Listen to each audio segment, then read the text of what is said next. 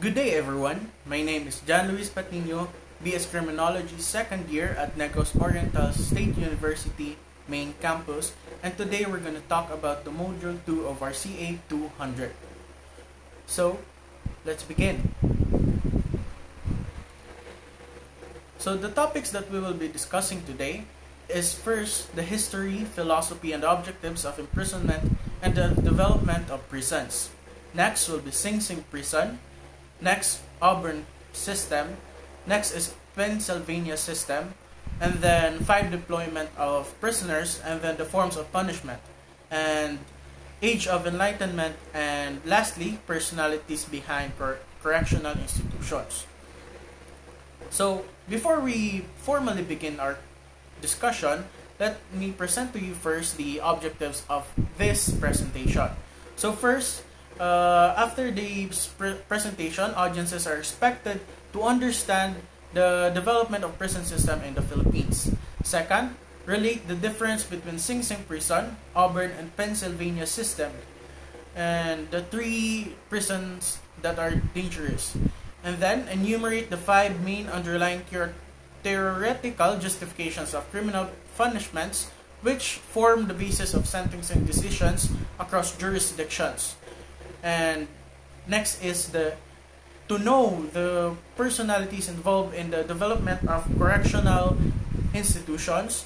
And then last is enumerate the 3 main ideas of Age of Enlightenment in correction. So, let's have theory.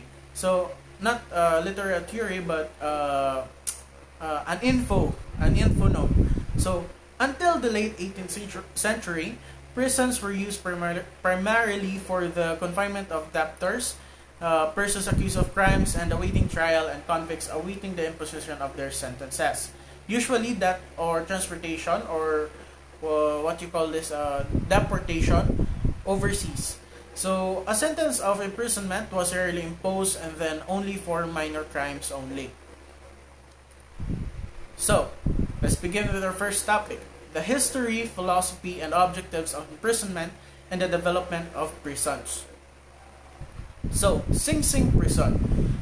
So, as we all know, in full, Sing Sing Correctional Facility Maximum Secured Prison is located in Ossining, New York, and it has been used in 1826, and it is one of the oldest penal institutions in the United States. It is also among the most well-known in the country, especially notable for its harsh conditions in the 19th and 20th century. So, originally known as Mount Pleasant Prison, it was constructed in the village of Sing Sing on the east bank of Hudson River, some 30 miles to 48 kilometers north of New York City. It was designed to provide additional prison space and to replace Newgate Prison.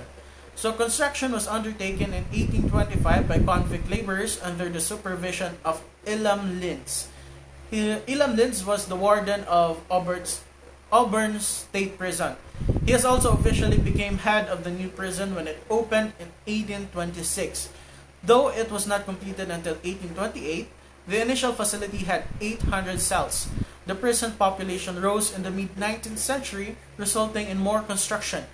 The 4-story complex was soon 6 stories, and the prison eventually housed more than 1,600 inmates. Because most of the early convicted criminals traveled by boat to Sing Sing, the praise up the river came to mean going to prison. So here's what's shown in the picture is Sir Elam Lintz. So he became the principal keeper at New York Auburn Prison in 1821. He implemented what came to be the world-famous Auburn system for suppressing prisoners' communication. And in 1825, Lintz took a group of prisoners from the Auburn prison to Ossining. And then, where they camped, quarried stone, and built the Sing Sing prison, in which they were then imprisoned. So, Mr. Elam Lintz is sort of a sadistic style because he brought prisoners to make a prison where they will be confined. So, Lintz served as a warden of Sing Sing until 1830. He served as warden again at Auburn State Prison from May 1838 to April 1839. And again, at Sing Sing, 1843 to 1844, Linz had a reputation as harsh prison keeper who maintained strict order with brutal floggings. So, by means, whippings and floggings were commonplace punishments at Sing Sing. Frequently used was cat o' nine tails, a cruel whipping contraption whose lashes were often tipped with metal or barbs. It usually was finally abolished by the New York legislature in 1848. And in addition to that, with the advent of electric chair in 1891, Sing Sing became notorious for its executions. Although the electric chair was developed at neighboring Auburn, almost all executions with the state were carried out at Sing Sing until 1963. The infamous deck chair was later moved to Green Haven Prison. So, what's seen in the picture is the types of punishments or the paraphernalia used for flogging and whipping, especially the so-called cat o' nine tails. As you can see in the left side picture, it's a type of a whip which, when it hits the body, it usually does a lot of damage to your skin, and which brings too much blood. And then this is an example of flogging or whipping at Ossining Prison. So this is Old Sparky. It's a common name called for the electric chair way back then. So this is what you can see when someone is being punished or being brought to verdict through electric chair. So you can see at the right picture, prison wardens and then prosecutors standing beside a man who is about to be electrocuted through the Old Sparky or the electric chair. So Sing Sing was also the site of reforms that affected the national penal system. Reformer Thomas Mott Osborne, who developed his penology theories, was voluntarily incarcerated for a year at Auburn. Served as Sing Sing's warden in 1914 to 15 and 1916, but his immediate sweeping changes were assailed, and he resigned under intense political pressure during his tenure. However, the first psychological work with inmates began. More reforms were instituted under Lewis Edward Laws, who served as a warden from 1920 to 1941. He notably improved the living conditions with the prison and allowed inmates to participate in sports. So, what's seen in the picture is Mr. Thomas Mott Osborne. So Osborne was warden in way back 1914 to 15 and 1916 of Sing Sing State Prison. As we all know, Ossining State Prison is now called Sing Sing Correctional Facility in Sing Sing, now Ossining. So New York and Commander in way back 1917 to 20 of the Portsmouth Naval Prison in New Hampshire. He instituted a mutual welfare league in both places. His administration at Sing Sing was a stormy one, and then culminating in an indictment by the Westchester County Grand Jury for the perjury and neglect of duty. Because of his legal struggles, Osborne stepped down as warden in 1915. The charges, however, were dismissed, and Osborne resumed his post at Sing Sing in 1916, only to resign later that year. So Osborne wrote many books on penology and found a national society for dissemination of penal information. So what we can see in the picture is the examples of Sing Sing prison cells way back 1914. So what you can see here at the picture is Mr. Thomas Osborne, and then a guard maybe, and then this is what you can see inside the cell of Sing Sing prison. It's only a narrow room with not much space, only a bed, and then a small table, a makeshift table for you to study, and then nothing much more. And then next is Auburn State Prison. So Auburn State Prison is located in Auburn, New York City, and it was opened in 1816 and established a disciplinary and administrative system based on silence. corporal punishment, and congregate group labor. In architecture and routine, Auburn became the model for prisons throughout the United States.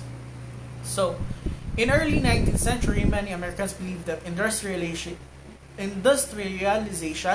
and dramatic demographic, economic, and political upheavals had conspired.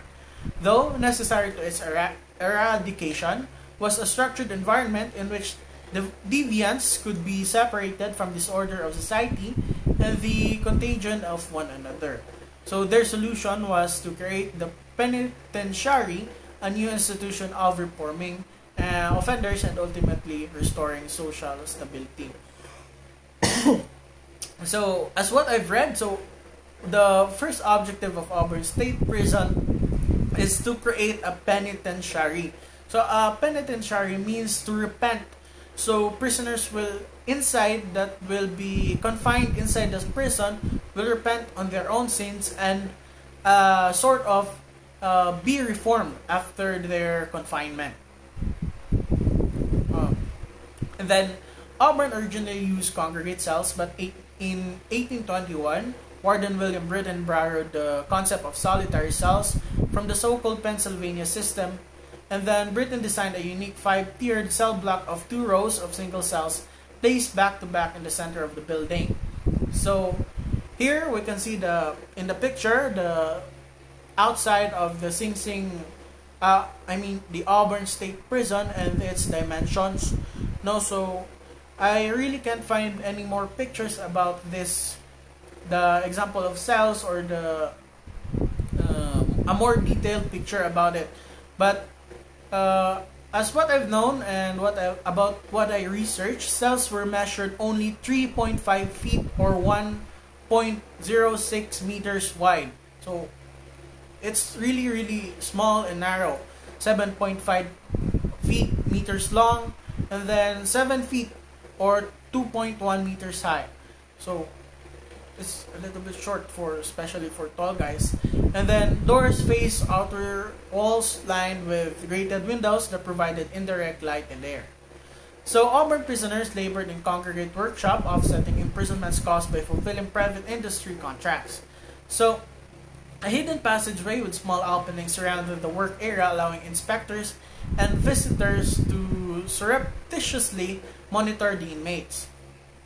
And then the most hardened criminals were placed in solitary confinement without work. And then after numerous suicides, instances of mental illness, and attempted escapes, the governor of New York terminated the classification system and experiment in solitary confinement. So subsequently, all male inmates work in congregate shops by day and returning to individual cells at night. And then the females, first committed to Auburn in 1825, were relegated to an attic excluded from regular work and exercise. To ensure that inmates did not corrupt one another, Britain's successor, Elma Lids. So Elma Lids was the daughter of Elam Lids. And then enforced a quasi-military routine of absolute silence, strict discipline, and economic productivity. In response to bells, had shaven inmates dressed in striped clothing silently march in lockstep formation and to and from their cells and meals work assignments. Letters were banned and the chaplain was the only occasional visitor. Flogging and other forms of corporal punishment enforced to rule such regimentation was thought necessary to restrain the rebellious nature of offenders. So, what we can see in the picture is the example of the classification of men and women in the state prison. So, female prisoners were given sort of like female works only, or the jobs, and then while male do the hard job. Next will be the Pennsylvania system. So, Pennsylvania system is a penal method based on the principle that solitary confinement fosters penitence and encourages reformation. So the idea was advocated by the Philadelphia Society for Alleviating the Miseries of Public Prison, whose most active members were the Quakers.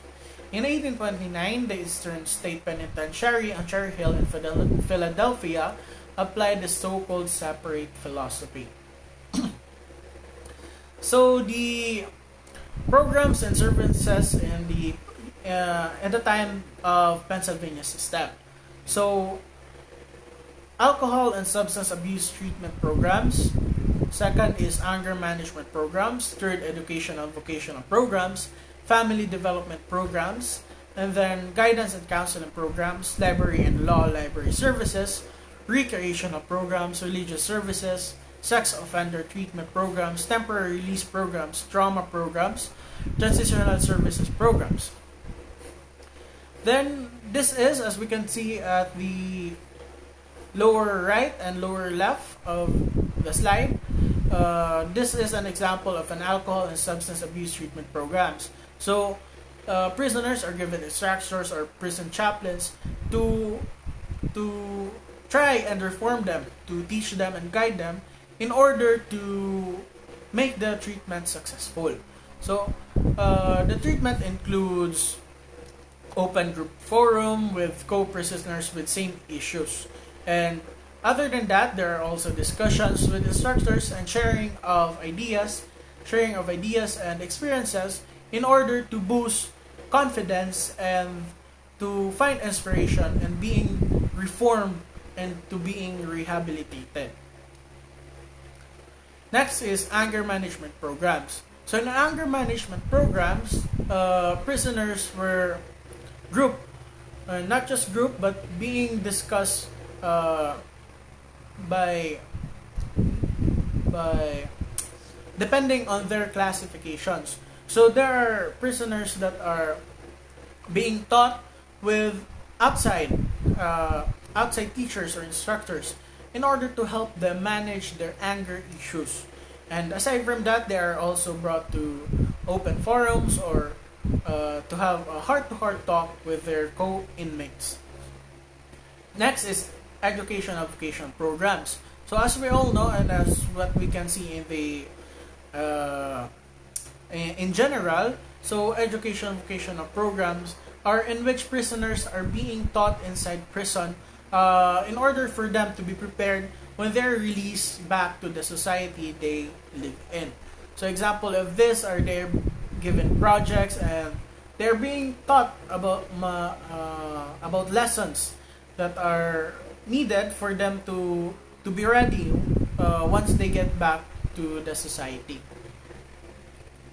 And then family development programs. So as we all know, some prisoners are there for reasons of family problems and violations. So in family development programs in prison, one example of this is the parenting programs, resource of parenting structures in prison jails. So this is we can find in the lower right is an example of a module or learning material that is being used in prison and correctional facilities. So they are being taught by instructors or prison chaplains and empower them, especially women, to be empowered and to be more relaxed when it comes to these topics. So guidance and counseling service. Not just in schools but also in prisons. Especially in prisons, there are people who are short-tempered or high-tempered depending on what they feel. Some don't know how they really feel. That's why they need rehabilitation. So subject to disciplinary actions or fighting and many more. So one of the answer to this of the correctional facility government is the guidance and counseling service. So what we can see in the picture is right here, a prisoner being given guidance and counseling in order for him to understand certain situations in which he is being involved into. Library and law library services. So of course, this has been a law that has been established that every prisoner should not be deprived of their own rights to learn and to gain knowledge. So that is why prisoner and correctional facilities also have library and law library services. So especially for to those prisoners who wants to know about the cases that are being filed to them, or maybe they just want to research and to know more about things that they want to learn about. Next is recreational programs. So recreational programs, correctional facilities also have gyms, but not limited to having materials that are harmful towards each prisoner.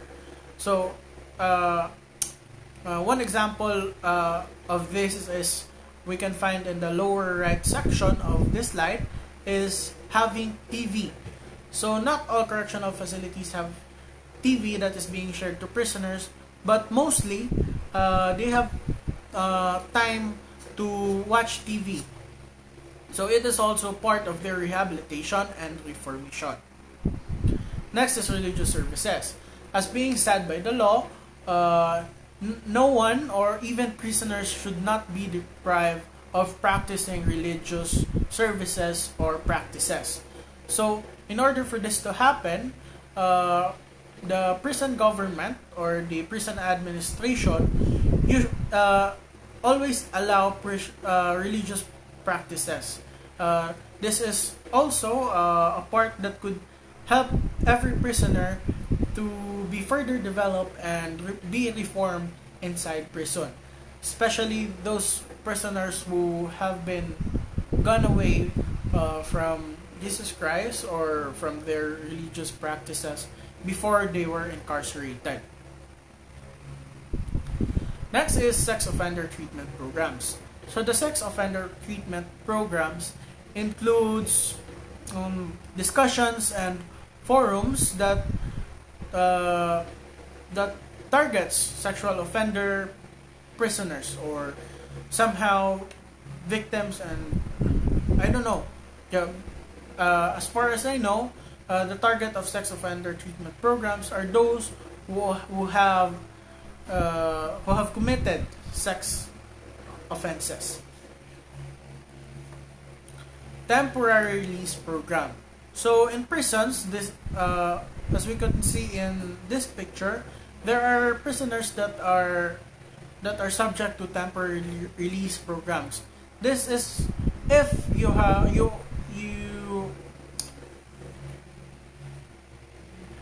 are subject for the GCTA, or what we call a good conduct time allowance, especially if you have good conduct inside prison, and then if you have shown that you obey the rules inside prison or in the correctional facility. Trauma programs. These programs are for those prisoners who need to get over a certain type of trauma, especially the ladies or the females who have committed, but not limited to committing based on what they want, but sometimes we people tend to make mistakes, and we have to suffer the consequences of our actions.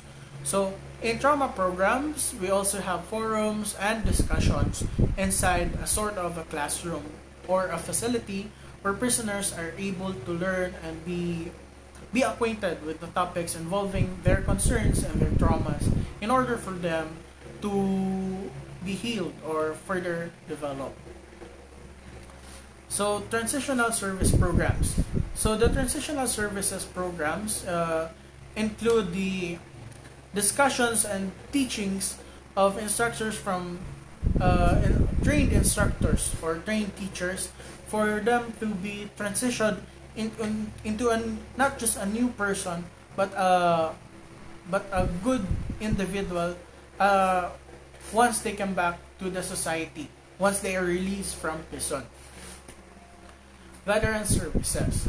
So, as we all know, there are also veterans or old people who have served, but they're also treated in prisons once they committed offenses. So, this is one of the privileges of prisoners who have served the country, or old people. So volunteer service of programs. For example, as what we can see in the TV or in the picture in the lower left and lower right of my slide, prisoners are free to to participate in volunteer services like feeding programs, and then cleaning programs, community cleaning programs. Those are great examples of that. So when you participate in this, you are subject for good conduct time allowance, or it is being noted in your papers or in your background. So our next topic is the different types of criminal punishment. First is incapacitation. So incapacitation seeks to prevent future crime by physically moving criminals away from society.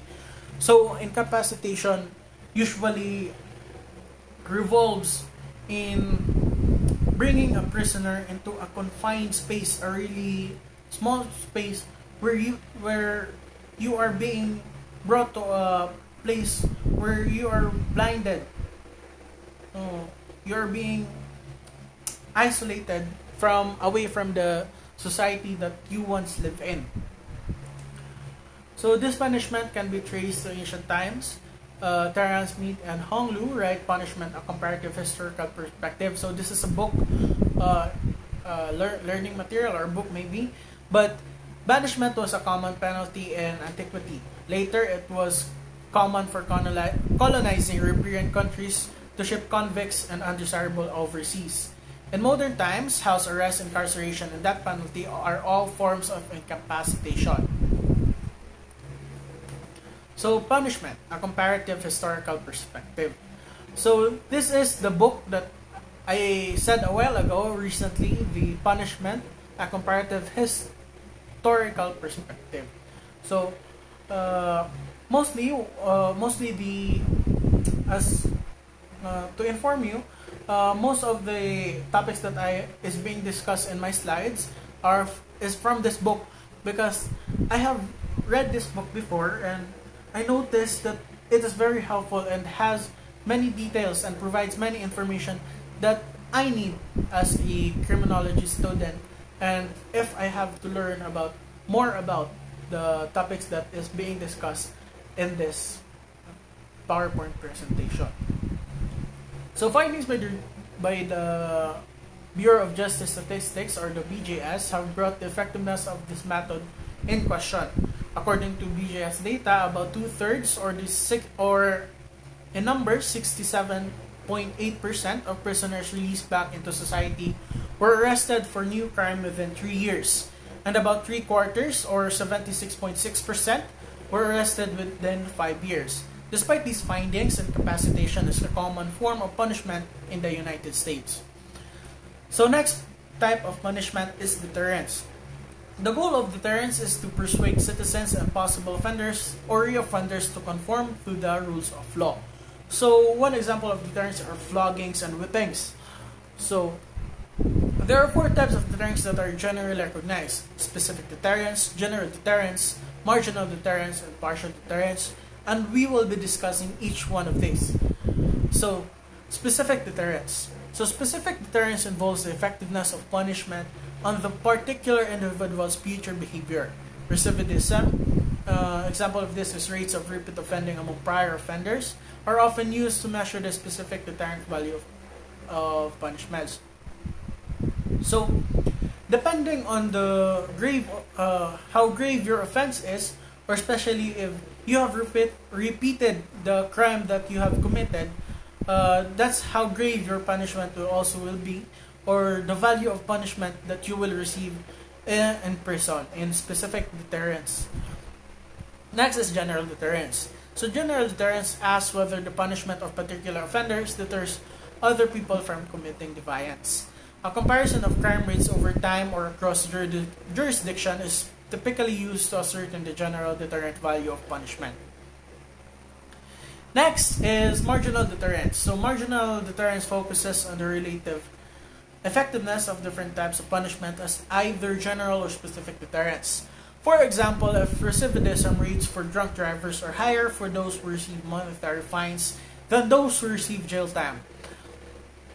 Jail time would be rated higher in its marginal deterrent value as a specific deterrent for drunk driving.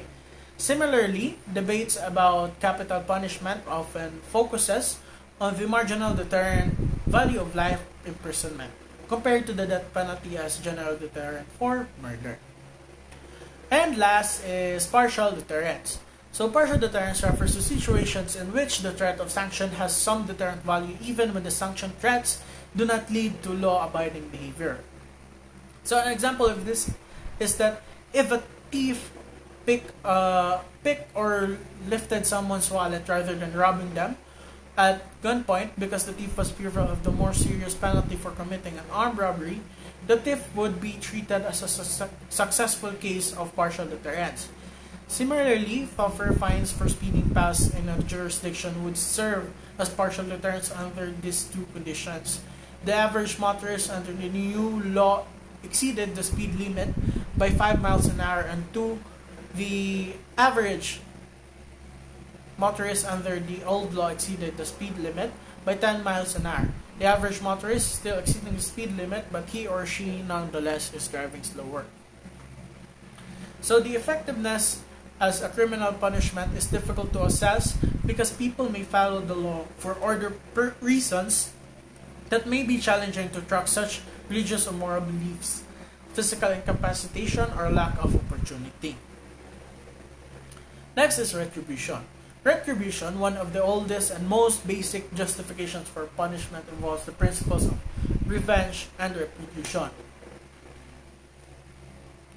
So, retribution is what we have known way back. It is to us criminologists. It is discussed starting from first year, the Judeo-Christian tradition in the Mosaic laws of Old Testament that emphasize the idea of eye for an eye. So depending on the grave of the offense or what kind of offense you committed, it is also the kind of punishment that you will be receiving. So here's a brief diagram that I have formed to further understand. So when you commit a crime, a murder, or homicide, you will receive that penalty, and that penalty involves the old sparky or the electric chair, or in Bisaya, bitay, or hanging. So next is rehabilitation. So rehabilitation is the ultimate goal. Rehabilitation has an ultimate goal of restoring a convicted offender to a constructive place in society through some combination of treatment rather. So education and training.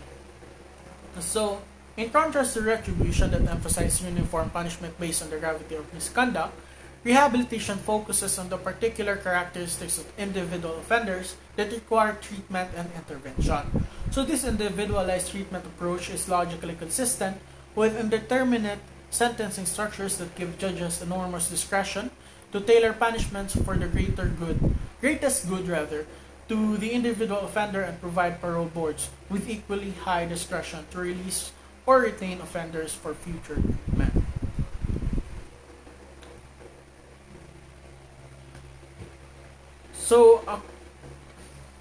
So rehabilitation includes developing occupational skills as well as resolving psychological issues such as drug addiction and aggression, and it also explains the American Psychological Association, or APA, that it is considered the opposite of retribution. So the ultimate purpose of rehabilitation is to transition offenders back into society. So here are the examples of rehabilitation. As mentioned recently during my current slides, prisoners are given chances to learn and to develop their skills and to rehabilitate themselves through correctional institutions or institutional-based corrections.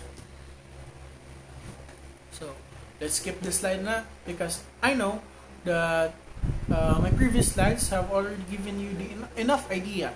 So I only added this to reach 100 slides.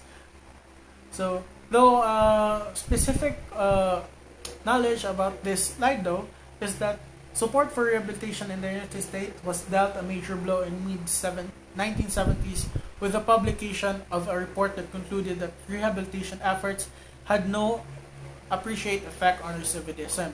So apparently, even though it is presented, rehabilitation proved no effect way back then.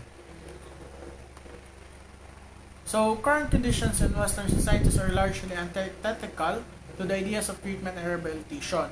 So growing crime control political ideology focuses on the suppression of criminal behavior rather than early prevention. So it is really important that rehabilitation should be developed because rehabilitation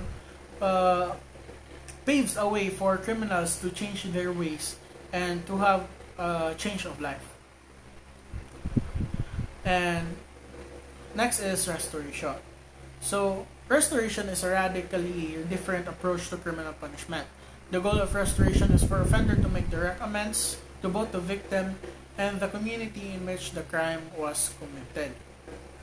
So, sort of, this is under the guidance of counseling, but apparently not the same. But it is sort of like that.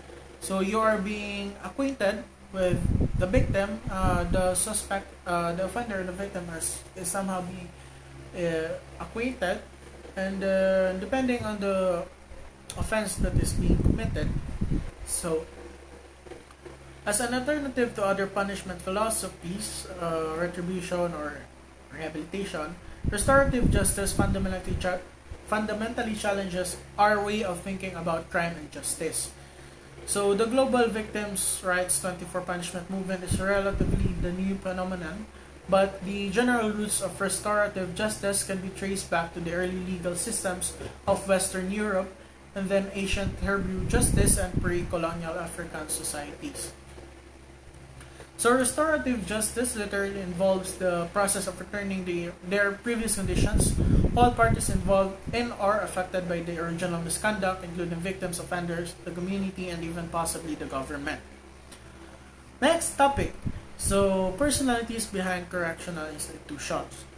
So first, the most known in Bachelor of Science in Criminology is Sir Cesar Bonessa de Beccaria, or the Marquis of Gualdrasco and Villagriego, was an Italian criminologist, jurist, philosopher, economist, and politician who is widely considered one of the greatest thinkers of the age of Enlightenment. So, Sir Beccaria was the son of a Milanese aristocrat of modest means. From an early age, displayed an essential traits of his character. He is known for being a highly volatile temperament resulted in periods of enthusiasm followed by depression and inactivity. He was reserved and somewhat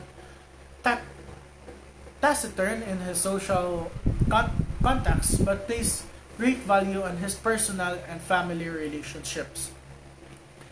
So, at the age of 8, he was sent to the Jesuit school in Parma. Sir Beccaria later described that education he received there as fanatical and stifling to the development of human feelings. Although he revealed a mathematical aptitude, little in his students' days gave indication of remarkable intellectual achievements that were soon to follow. In 1758, he received a degree in law from the University of Pavia. Beccaria was son of the Milanese aristocrat of modest means. So, his social contacts placed a great value on his personal and family relationships. One of the contributions of Sir Beccaria is the De Laeti del Penny. So I'm really not sure how to read it, but I researched about it and saw it in Google in the browser. I browsed about it. So I tried to learn, but apparently it's a broad topic. It's a broad subject. So Upon my understanding, the completion of his formal training, Beccaria returned to Milan and was soon caught in the intellectual ferment associated with the 18th century European Enlightenment. He joined with Count Pietro Vieri in the organization of literary society and participated actively in its affairs in 1762. With his first writing appeared a pamphlet on monetary reform. Later, he associated himself with the Cafe, periodical 2 Cafe. So, apparently, this may be the meaning. I'm not sure though, but it is a journal. Oh, it's a journal. A journal modeled on the English periodical. The spectators contributed several anonymous essays to its pages. So, an example of one of Sir Cesar Beccaira's contribution to Crimes and Punishment is his essay on Crimes and Punishment. In 1763, Vieri suggested that Beccaria next undertake a critical study of criminal law, and this is his output. So almost immediately, Beccaria, then only 26 years of age, became an international celebrity. So after this, he became an international celebrity. So the work enjoyed a remarkable success in France, where it was translated in 1766 and went through 7 editions in 6 months. So, not just novels, not just books that we have seen nowadays. Also, this essay of Cesar Beccaria became famous and have known to be a remarkable success. No, and then English, German, Polish, Spanish, and Dutch were the translations. So it was the following editions. But way before that, his journal was already being published to many more editions. So the first American edition was published in 1777, and then translations in many other languages have appeared.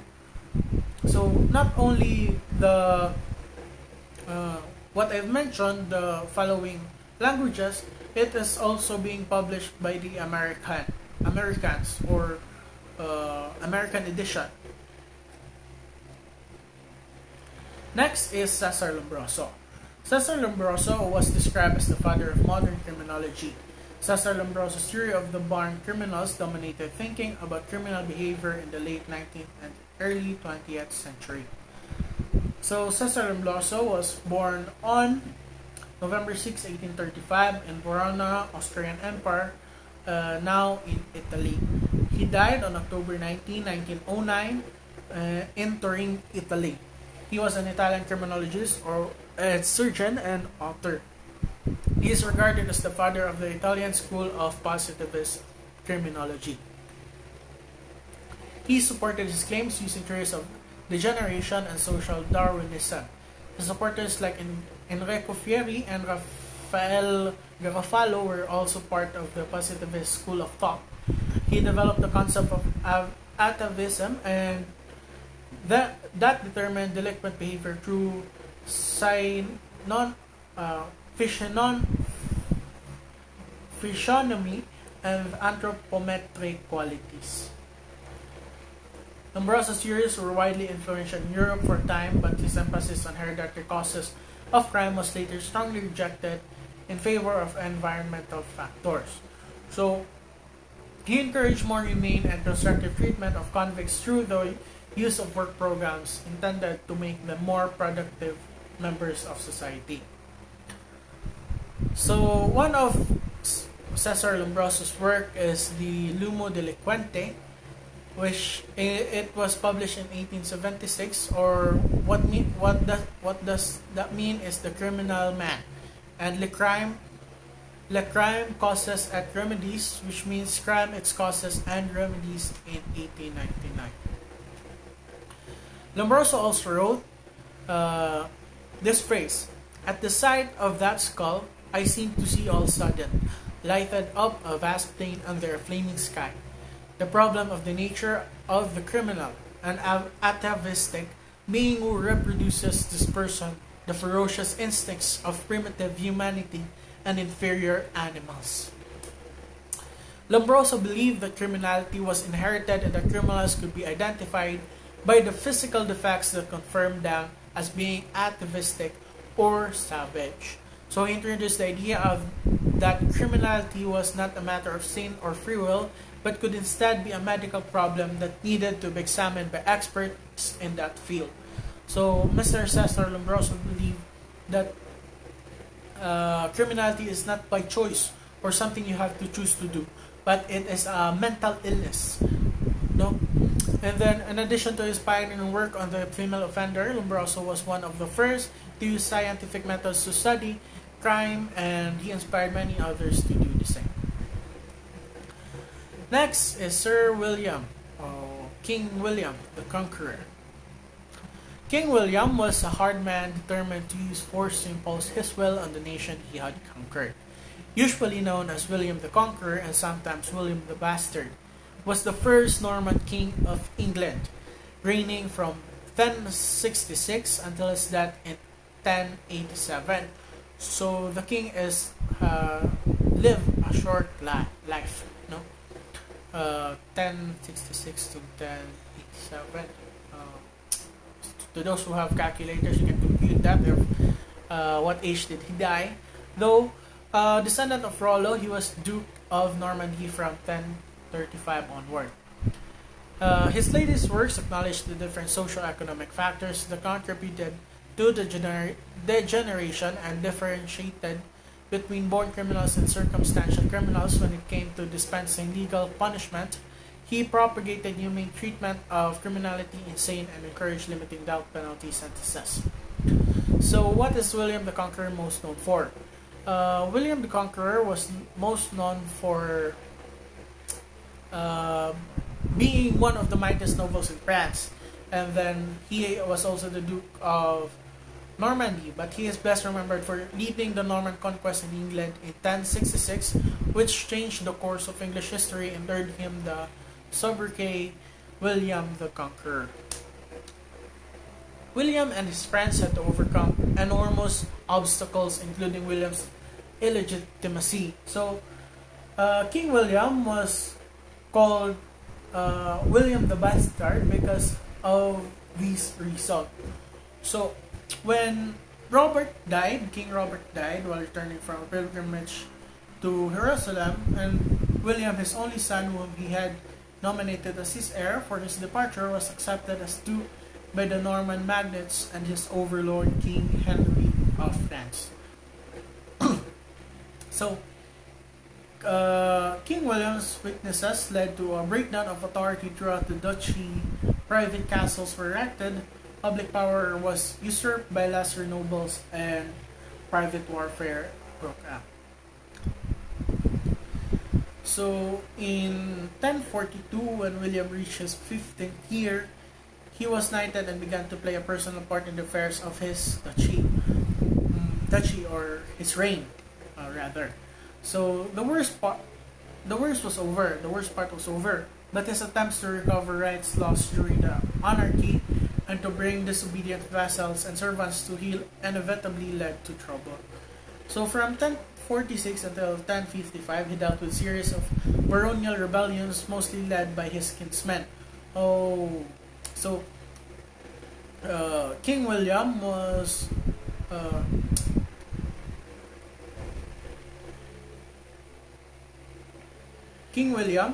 was mostly brought an enemy to himself, but not just strangers, but also his kinsmen or a part of his family relatives. So occasionally he was in a great danger and had to rely on Henry of France for help. But it was during these years that William learned to fight and rule. So a decisive moment came in 1047 when Henry and William defeated a coalition of Norman rebels at Valais Dunes, southeast of Caen. A battle in which William first demonstrated his prowess as a warrior. So King William has proved himself worthy of his reign. No, it was in 1047 after he and King Henry of France defeated these Norman rebels. So he was always ready to take calculated on campaign and to fight a battle.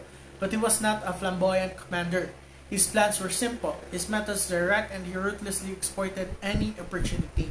If he found himself at a disadvantage, he withdrew immediately. So King William has always been a decisive commander.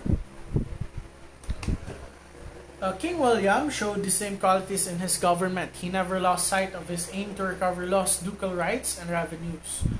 He was moral and pious by the standards of the time, and he acquired an interest in the welfare of the Norman Church. He made his half-brother Ador Bishop of Bayeux in 1049 at the age of about 16. Bishop Ador combined the roles of nobleman and prelate in a way that did not greatly shock contemporaries. Presiding over numerous church councils, William and his bishops passed important legislation against simony and selling church offices. Normandy, including Lanfranc of Pavia, a famous master of liberal arts, who entered the monastery of Bec in 1042 and was made abbot of Caen in 1063. William endowed several monasteries in his duchy, significantly increasing their number, and introduced the latest current in a form to Norman monasticism. Next personality is Enrico Ferri. He was born February 25, 1856, San Benedetto, Po, Italy. He died April 12, 1929 in Rome, Italy also. He was an Italian criminologist also, who is a socialist and a student of Cesare Lombroso. He served as editor of the socialist daily Avanti, and in 1884 saw his book Criminal Sociology, the picture in the lower right of my slide. Although at first he rejected the Italian dictator Benito Mussolini, Ferri later became one of Mussolini and his National Fascist Party's main external supporters.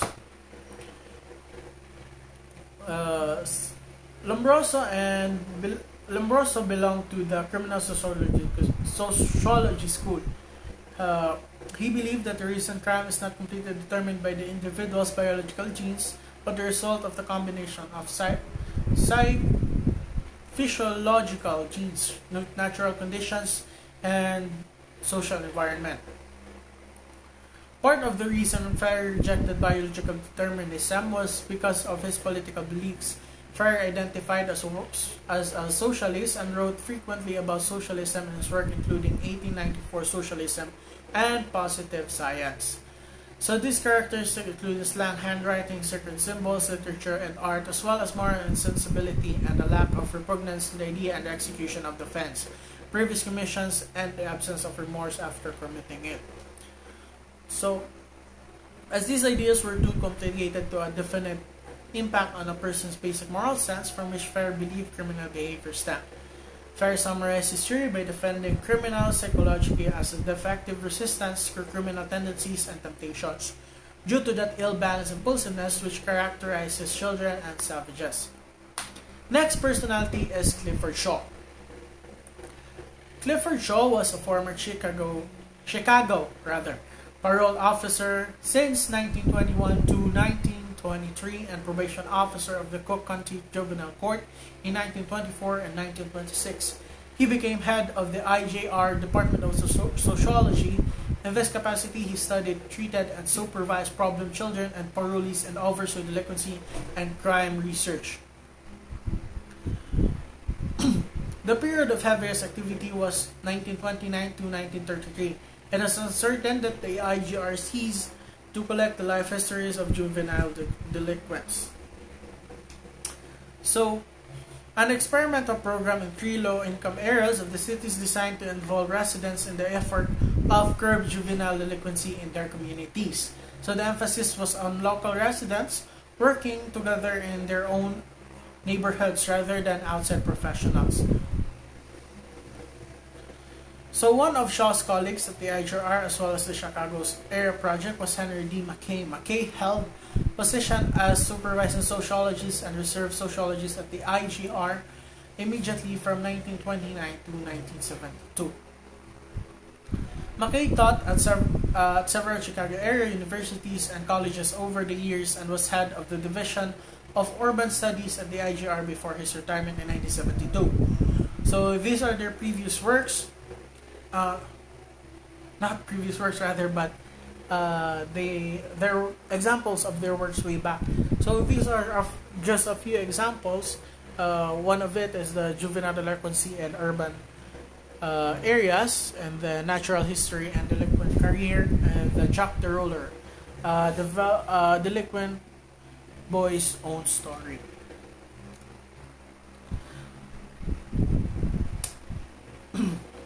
The Chicago area project from 1934 to 1945 developed prevention and treatment programs for Chicago's near west side. So Shaw carried out supervisory responsibilities in the Department of Sociological Services of the IJR from 1946 to 1957. As part of his research activities related to juvenile delinquency, Shaw and his colleagues at the IGR collected hundreds of life histories from juvenile delinquents, adult offenders, and their relatives. When an individual was simply asked to write his own story, which seems to have been preferred method, interviews were still conducted in order to prompt and guide individual in his writing. When he finished, the manuscript was typed by an IGR staff member with usually one spelling and obvious grammatical errors corrected. However, those histories that were published eventually, either in part or in full, underwent more extensive editing.